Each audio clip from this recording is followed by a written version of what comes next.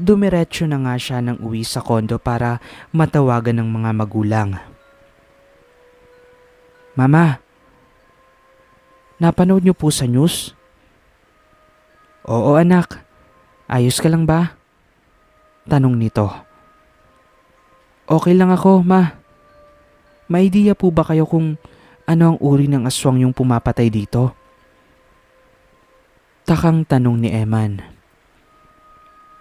Ang aswang na kayang pumatay ng walang sugat pero natutuyo at nauubos ang lamang loob o dugo ng tulad sa napabalita ay maaaring gawa ng isang mandurugo.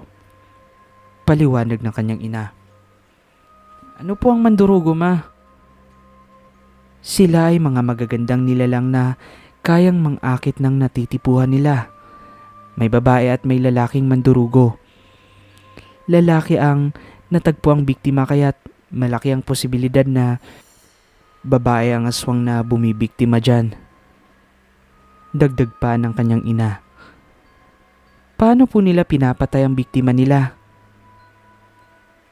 Sa pamamagitan ng pagiging intimate, anak. Bata ka pa pero ayun nga, ipinapasok ng mandurugo ang dila sa bibig ng dila para sipsipin ang lahat ng pwedeng masipsip sa katawan ng biktima.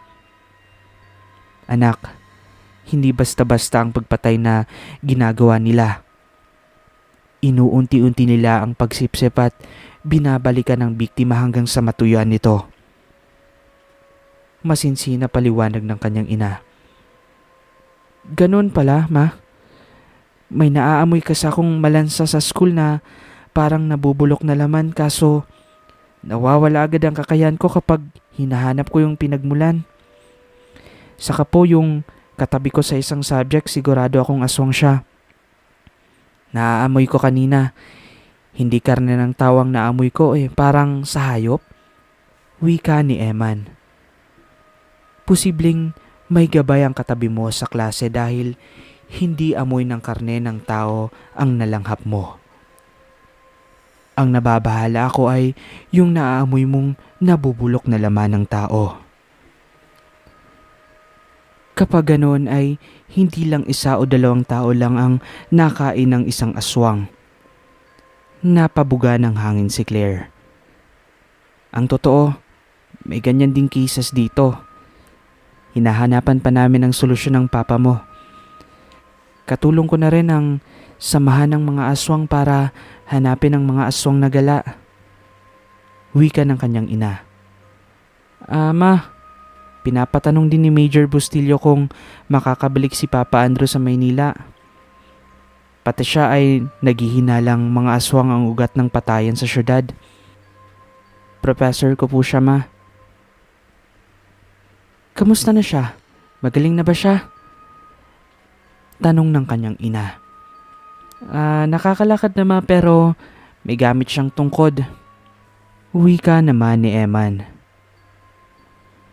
O siya, sige.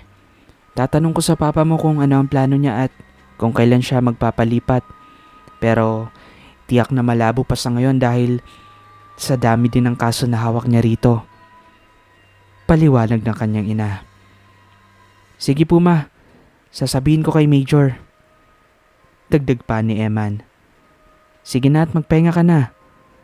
Aasikasuhin ko rin muna ang mga kapatid mo. Late na ang labas ni na Mimi kaya pati si Elena nasa school pa. Okay po, ma. Ingat po kayo riyan. Tinapos na ni Emma ang pag-uusap nila. Magluluto sana siya ng hapunan nang maalalang hindi pa siya nakapag-grocery. Sinipat niya ang oras sa wall clock sa kitchen. Mag-aalas 7 na ng gabi. May oras pa kaya akong mag-grocery? Itikot na lang kaya ako ng dinner. Wika niya sa sarili at isinuot ang face mask sa kalubas ng silid. Maglalakad lang siya patungo sa pinakamalapit na supermarket. Binaybay niya ang hallway patungong elevator nang mapansin niya ang babaeng pumasok sa isa sa unit sa kabilang dulo ng hallway. Pamilyar sa kanya ang figura at damit nito pero nakatakip ng face mask ang muka. Taga rito siya?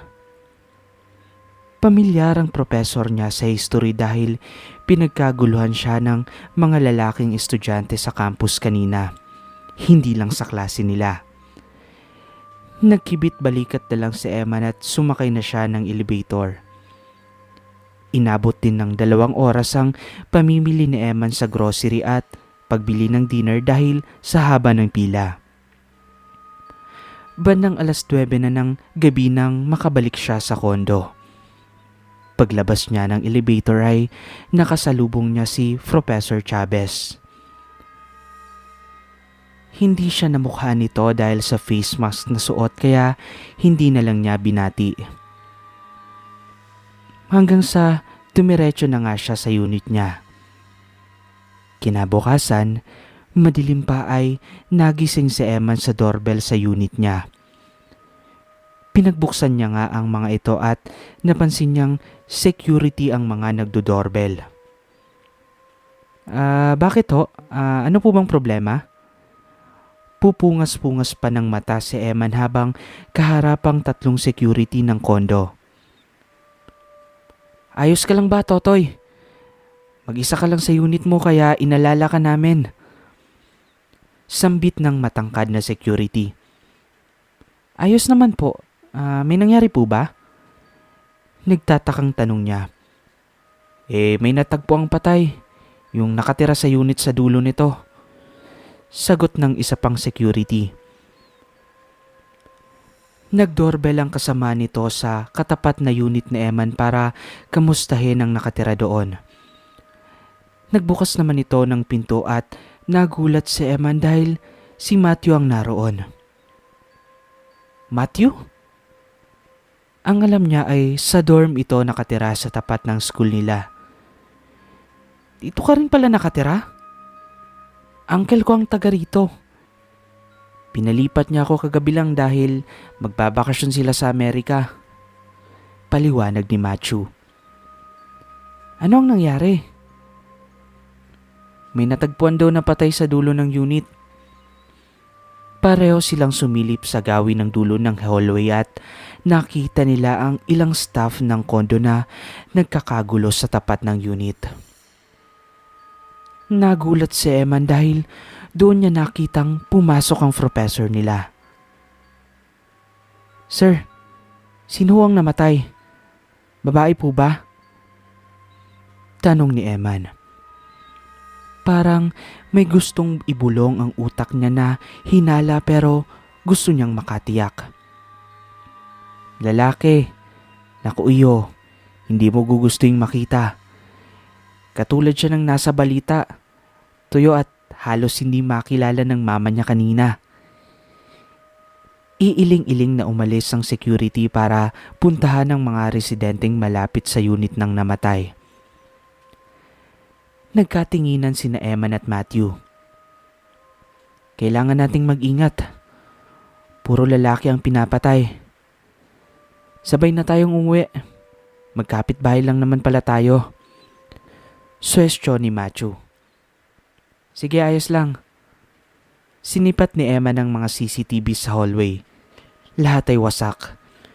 May mga basag na bahagi pa na nakakalat. Naalala ni Andrew ang professor niya. Kakilala nito ang nakitira sa unit na yon at siya ang huli niyang nakita na nanggaling doon. Ayaw lang niyang magbanggit sa mga security dahil wala siyang ebidensya. Wasak ang mga CCTV camera sa hallway kaya wala siyang pruweba. Teka, wasak na ba ang mga yon nang lumabas ako ng unit kagabi? Hindi ganoong maaalala ni Eman dahil wala roon ang atensyon niya habang patungo sa elevator. Si Ma'am Chavez ba ang mandurugo?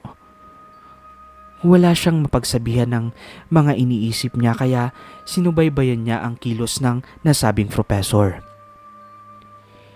Hinayaan na ni Emma ng mga security at pulis sa murder case sa kondo. Naganda na siya para sa klase ng mga oras na iyon. 7 ng umaga ang simula ng first subject nila at nakakahiya kung malilate pa sila. Sabay na sila ni Matthew sa pagpasok. "Anong binili mong libro kahapon?" tanong ni Eman kay Matthew. Random books, pero most of the time non-fiction about business and sales." Casual na sagot ni Matthew. "Business and sales? Sigurado ka bang criminology ang course na gusto mong kunin?" Nagtatakang tanong ni Eman. "Gusto ko ang criminology pero ayaw ni mama kaya heto. Nagsisinungaling sa course na totoong in-enroll ko at kailangan kong basahin ito para may sagot ako kapag tinanong ni mama. Buti na nga lang at nakasuporta uncle ko. Gusto ko sa forensic o kaya sa investigation unit." Inilabas nito mula sa backpack ang isang libro tungkol sa investigation strategy. "Mahilig ka bang mag-imbestiga ng mga bagay-bagay?" tanong ni Eman. "Oo, yan ang hilig ko eh. Tahimik lang ako pero observant ako." Tipid itong ngumiti. Naisip ni Eman si Cathy at ang pagpapapansin nito kay Matthew. Gusto sana niyang itanong dito kung napapansin din ba niya yon o hindi. Pinigilan lang niya ang sarili. "Ayos yan. Makakatulong sa pagpupulis natin. Nagtataka nga ako sa nangyari sa kondo. Paanong nawasak ang mga CCTV camera doon wala ngang nakapansin at hindi na-capture ng CCTV. Pwedeng nakuha na ng footage at binura ang ebidensya." Dugtong ni Eman. "Sino at bakit naman gagawing burahin ng CCTV doon?" Nagkibit balikat na lang si Eman. Malabo sa kanya ang mga nangyari at hindi niya masasagot ang lahat ng tanong ni Matthew. Baka hindi rin maniwala na aswang ang may gawa nun. Pumasok na nga sila sa classroom. Papaupo na si Emma nang maamoy na naman niya ang malansang nabubulok na amoy ng karne ng tao. Sigurado siyang nasa malapit ang aswang. Paglingon niya sa pinto, saktong dumaan si Miss Chavez. Pakiramdam ni Emma ay slow motion ang pagdaan nito. Humahalo sa hangin ang masangsang na amoy nito pero hindi yun naaamoy ng ordinaryong tao. Sigurado na siyang isang aswang si Miss Chavez at ito ang mandurugo na pumapas lang sa mga tila natuyot na bangkay. Tumayo siya para tumungo sa pinto at sundan nito nang mapansin si Minerva na mas naunang lumakad sa kanya palabas ng classroom. Huminto ito sa tapat ng pinto saka tumitig sa gawin Miss Chavez. "Minerva?"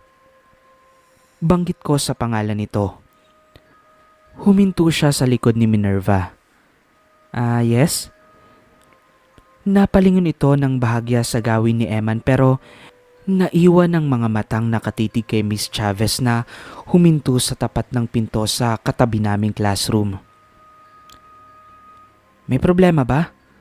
Bakit nakatitig ka kay Miss Chavez?" Umiling ito. Wala naman. Hindi lang ako komporme sa kanya." Liar. Bulong ni Eman sa sarili. Alam niyang naaamoy din ito ang amoy ng isang aswang na kumakain ng tao kay Miss Chavez. She seems really weird pero gandang-ganda sa kanya ang karamihan ng estudyante rito. Not me. Bahagyang inirapan nito ang professor nila saka tumalikod at bumalik sa classroom. Hinayaan na lang niya. Alam naman niyang nagkakaamuyan ng mga aswang. Ang isang iniingatan niya ay ang mapansin ng mga aswang na iyon ang amoy niya bilang isang babaylan. Gumagamit lang siya ng holy water para pagtakpan ng amoy ng dugo niya. Iwiniwisik niya yon sa bandang leeg tuwing umaga gaya ng bili ni Lola Ising noon. Humihingi siya sa simbahan kapag malapit na siyang maubusan ng holy water. May ipinayo pa si Lola Ising sa kanya na pwede siyang magdala ng bawang kapag lalabas para mailihis ang natural na amoy ng dugong babaylan niya, pero ayaw naman niyang mag-amoy bawang kahit sa mga ordinaryong tao. Naglalagay din siya ng mahalimuyak na pabango para pagtakpan ang amoy ng dugo niya. Sa palagay ni Eman ay nakakatulong yun, kaya walang nangaabalang aswang sa kanya mula nang matutunan niya ang mga iyon. Ang mahalaga ay maililigaw niya ang pang-amoy ng mga aswang. Madalas na taga-check ng amoy niya noon ang kanyang mama o si Elena. Bata pa ang bunso nila, pero napapansin niyang malakas na agad ang pang-amoy nito. "Eman, hindi ka ba papasok?" tanong ni Sandra sa kanya. Nasa pinto ito at hindi makadaan dahil nakaharang siya. I'm sorry." Pumasok na nga siya ng classroom.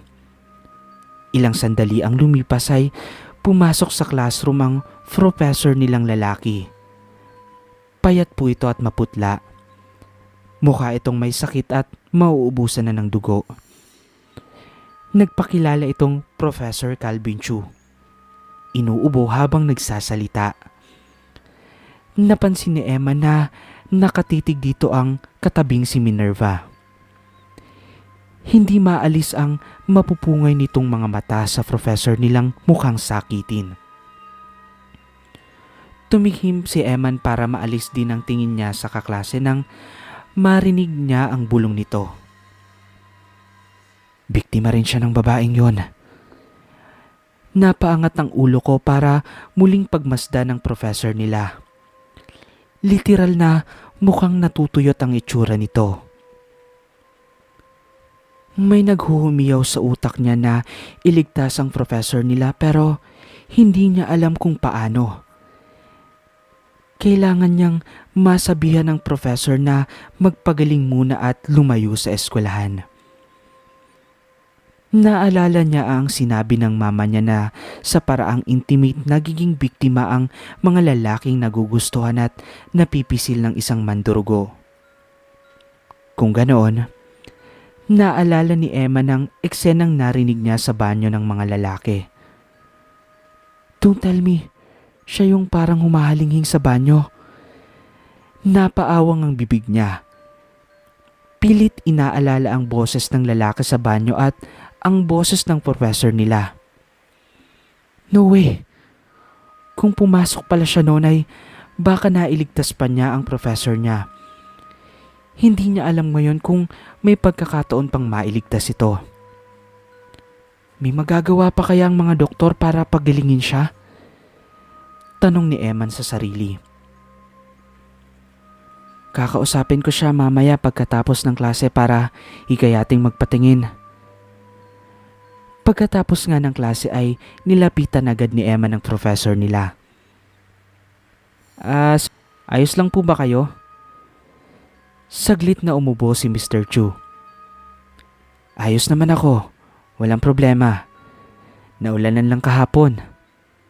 Wika ng propesor. Sir, wala naman pong ulan kahapon. Sagot naman ni Eman. Baka gusto niyong samahan ko kayo sa doktor para magpatingin.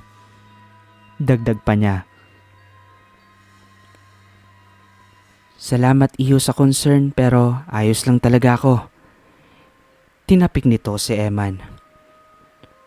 Papatalikod na sana ito nang bigla itong nawala ng balanse. Sir, ipinagpapasalamat ni Emma na hindi on and off ang kakaibang lakas niya, kaya nasalo niya si Mr. Chu. Ang problema niya lang sa kanyang kakayahan ay may pagkakataong hindi niya makontrol ang lakas niya. Madalas siyang makasira ng gamit kapag napasobra ang paghawak niya dahil sa tinatawag na adrenaline rush. Professor Chu! Nagtilian ng mga estudyanteng babae dahil sa pagkabigla. Naglapitan ng ibang professor at ang dean ng school para tignan si Mr. Chu. Tawagin niyo si Mang Lito para ihanda ang emergency vehicle. Utos ni Dean Santiago ng school sa janitor na nasa malapit. Agad na tumalima ang janitor. Ilang saglit lang ay bumalik ito agad. Tumulong din sa pagbuhat kay Mr. Chu. Nagboluntaryo nga si Emma na sumama sa ospital dahil siya ang huling kausap ng propesor. Pumayag din naman ng Dean at sumama ito sa kanila. Inabot ng 30 minutes bago marating nila ang ospital. Agad niyang dinala si Mr. Chu sa emergency room. Sinubukang paganahin ng kakayahan para marinig ang nangyayari sa loob. May mga terminology na hindi maintindihan si Eman, basta ang naintindihan niya ay unresponsive ang pasyente at may laboratory test na gagawin para malaman ang sakit ni Mr. Chu. Napukaw ang atensyon ni Emma nang tanungin siya ng nurse kung ano ang nangyari sa pasyente. Ipinaliwanag niyang inuubo-ubo ito at namumutla. Naghintay nga sila ng matagal-tagal bago lumabas ang doktor mula sa emergency room. Nakakunot ang noon nito habang papalapit sa kanila. Sino po ang guardian ng pasyente? Ako po ang dean ng school. I am Mr. Ruben Santiago. Pakilala nito. Wala rito ang pamilya niya. Ako po muna ang tatay yung guardian. Malapit sa akin ang mga magulang niya. Ano po ang sakit ni Mr. Chu? Nakakapagtaka. Wala siyang sugat o kahit anong senyales na naoperahan siya pero yung atay niya ay may kapirasong tapyas. Pati ang kaliwang baga niya ay may pingas. Mababa rin ang dugo niya. Sambit ng doktor. Normal na maubos ang baga kung may sakit tulad ng TB pero imposibleng maubos kung healthy naman. Pati yung liver niya ay may nakapagtatakang parang tinapyasan. May bahagi rin ng bituka niya ang may butas. Wika ng doktor. Sigurado na si Emma na isang mangdurugo nga ang dumalay sa professor nila at si Professor Chavez ang suspect niya. Wala pa siyang konkretong pruweba na ito ang mandurugo na may kinalaman sa mga insidenteng ito kaya mamanmanan niya at huhulihin ito sa akto. Kailangang magkaroon siya ng masusing investigasyon bago siya gumawa ng hakbang. Ano po ang gagawin natin, Dok? Nag-aalalang tanong ni Dean Santiago. Kailangan niyang maoperahan at maisara ang butas sa bituka. Kailangan din niyang manatili rito pagkatapos para maobserbahan at magamot. Mabuti rin na nadala ninyo siya ng maaga kaya maaagapan pa ang kalagayan niya. Wika ng doktor. Gawin po ninyo ang makakaya ninyo, Dok. Tatawagan ko po ang pamilya niya para makaluwas dito. Humarap si Dean kay Eman. Maaari ka bang tumulong sa pagbabantay kay Mr. Chu habang wala pa ang pamilya niya? Tanong ng Dean. Wala pong problema, sir. Wika ni Eman. Sige, salamat. Ako na muna mag-i-excuse sa klase mo. Kinuha nito ang pangalan ni Eman bago dinukot ang phone sa bulsa. May ilang tao ang tinawagan nito bago muling humarap kay Eman. Bukas pa makakaluwas ang mga magulang ni Mr. Chu. Maaari bang ikaw muna rito at papalitan kita mamayang gabi? Kailangan kong bumalik sa school dahil may mga darating na bisita. Wika ng Dean. Sige po sir, ako pong bahala. Tugon ni Eman. Binantayan ni Eman si Mr. Chu hanggang kinagabihan. Umalis na rin siya agad pagkarating ni Mr. Santiago. Pagka-uwi sa kondo ay nakibalita siya sa security kung ano ang nangyari sa tenant na naabutang patay sa unit nito. Ang sabi ay namatay lang daw sa sakit.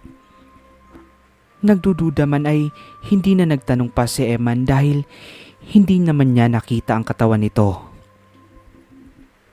Pagka-uwi sa kondo, agad na tinawagan ng mama niya para ikwento ang nangyari. Anak, babalikan ng mandurugo ang biktima niya. Hindi basta isusuko nito ang pagkain niya. Nababahalang sambit ng mama niya. Mama, kailangan ko pong bumalik sa ospital. Agad na tinapos ni Emma ng pag-uusap nila ng kanyang ina at lumabas ito ng unit. Saktong palabas din si Macho ng unit nito. O Eman, nakauwi ka na pala. Nabalitaan ko ang nangyari kanina sa school. Kaya pala absent ka. Kamusta si Mr. Chu? Tanong nito. Babalik ako sa ospital. Baka kailangan ni din ng tulong sa pagbabantay. Ayaw ni Emma na sumama si Macho sa kanya dahil ayaw niyang may malaman ito tungkol sa mga aswang. Mauna na ako sa'yo. Wika ni Eman. Teka lang, sasama ako. Voluntaryo ni Macho. Gusto ko ring tumulong sa pagbabantay. Ayaw man ni Eman ay wala siyang masabi para tutulan ang gusto nitong pagsama sa ospital. Tara. Bumaba nga sila sa basement kung saan nakapark ang sasakyan ni Eman. Mas mabilis makarating sa ospital gamit ang kotse niya. Sa pagsakay nila sa sasakyan ni Eman, hindi niya maiwasang mag-isip kung gaano kakritikal ang sitwasyon. Hindi lang ang buhay ni Professor Chu ang posibleng nanganganib kundi pati na rin ang iba pang mga pasyente sa ospital. Hindi niya alam kung sino ang maaaring maging susunod na biktima nito. Pagdating sa ospital, hindi sila agad nakapasok dahil tapos na raw ang visiting hours. Nag-isip ng paraan si Eman kung paano sila papapasukin ng guard kahit sandali lamang. Doon nga ay inilabas niya ang pitaka saka ipinakita sa guard na ihahatid lang nila ang pera pambayad sa hospital bills pagkatapos ay aalis agad. Ginaya din siya ni Macho at naglabas ito ng pera. Tiningnan muna sila ng guard mula ulo hanggang paa. Sumenyas ang isa sa mga guard na nakabarong at may hawak na radyo na payagan na silang pumasok. Bilisan nyo ha, paalala ng guard. Naghanap muna ng anumang impormasyon si Eman sa nurse station ukol sa kalagayan ni Professor Chu. Nasa private room daw ang pasyente at hinihintay dumating ang kaanak para pumirma sa operasyon. Umakyat na sila sa third floor kung nasaan ang silid ng professor nila. Si Dean Santiago naman ay naroon sa labas ng silid ni Professor Chu kausap ang doktor. O Eman, bakit ka bumalik? Tumingin si Dean Santiago kay Matthew. Kaklase ko po, si Matthew. Kamusta po si Mr. Chu? Tanong ni Eman. Mas lumala na ang kanyang kalagayan. Baka ilipat siya sa ER mamaya. Sagot ni Dean Santiago. Ha? Paano pong lumala? Nagtatakang tanong ni Eman. Lumabas lang ako sandali, pagbalik ko ay biglang tumunog ang mga aparatong nakakabit sa kanya. Napahawi ng buhok si Dean Santiago. We need to do the surgery as soon as possible. Baka kung ano na ang mangyari sa pasyente. We also need to run new tests dahil may posibleng may underlying reason kung bakit biglang bumaba ang blood count niya. Sambit ng doktor. Ako na po ang pipirma sa waiver niya, Doc. I'll take full responsibility. Mariing sambit ni Dean Santiago. O siya, sige. Ipapahanda ko lang ang operating room. Excuse me.